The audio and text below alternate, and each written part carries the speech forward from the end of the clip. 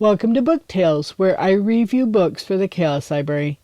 In the powerful book Dreadnought by April Daniels, Danny Tozer is transgender. That's cool, but I wouldn't have wanted to read this book if that had been the only focus. I need a plot, not a soapbox.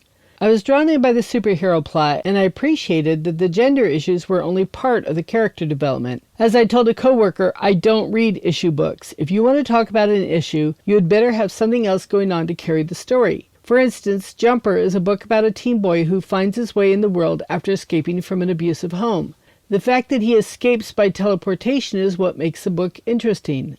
On the other hand, the teleportation alone would not have made for such a compelling and memorable book without the underlying childhood trauma, which is why the book works on so many levels. Dreadnought reminded me a lot of Jumper. Danny's father is a Class A jerk with all of the stereotypical issues surrounding masculinity and gender. He makes Danny's life miserable even before Danny comes home outwardly transformed into the girl she always felt she was on the inside. Danny finds that life as a girl, even a beautiful one, isn't as great as she thought it would be. Her friends don't know how to deal, and her family can't wait to fix her, and they don't even know the full story. Not only is she suddenly a girl, she's a superhero, one nearly as powerful as Superman. The story alternates between Danny's adventures in learning to handle her body's transformation and all that entails, with her attempts to learn how to cape. She has allies and enemies in both adventures, and some of the worst enemies come from inside friendly lines.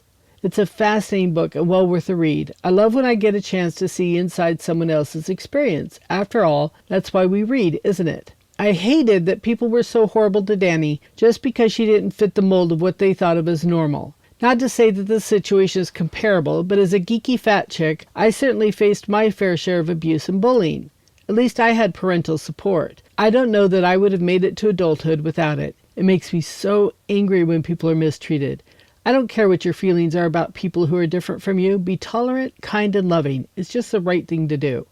4 empowerment and a story worth reading stars. You've reached the tail end. Look forward to another book tale soon, and don't forget to visit the Chaos Library.